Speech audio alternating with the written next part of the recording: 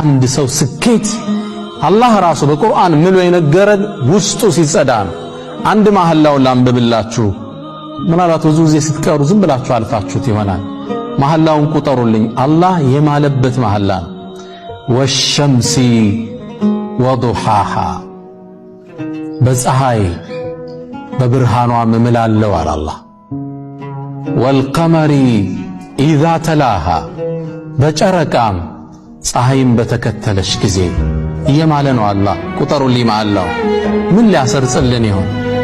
ወነሃሪ ኢዛ ጀላሃ በቀንም በብርሃኑ በተገለጠም ጊዜ በሱም እምላለሁ አለ።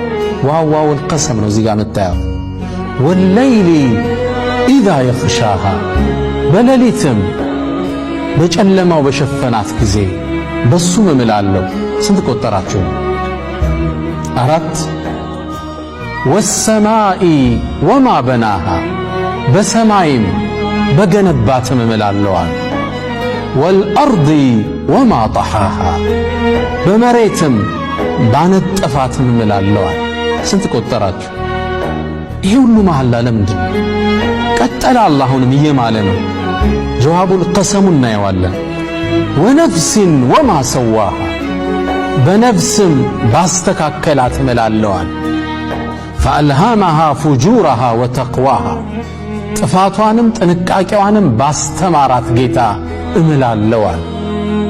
ይህ ሁሉ መሐላ ነው። ከዛ ጀዋቡል ቀሰም አመጣ። የመሐላውን ውጤት አላህ አመጣው። ቀድ አፍላሃ መን ዘካሃ ወቀድ ኻበ መን ደሳሃ። ቀድ አፍላሃ ስኬታማ ሆናል አላህ።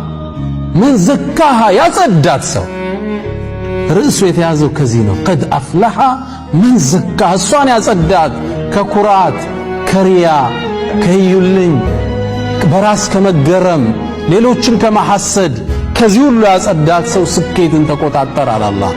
ወቀድ ኻብ ከሰረ ጠፋ መን ደሳሃ በወንጀል ያጠባት ሰው በመመቀኘት በይልኝ በኩራት ያበላሻት ሰው ከሰራ።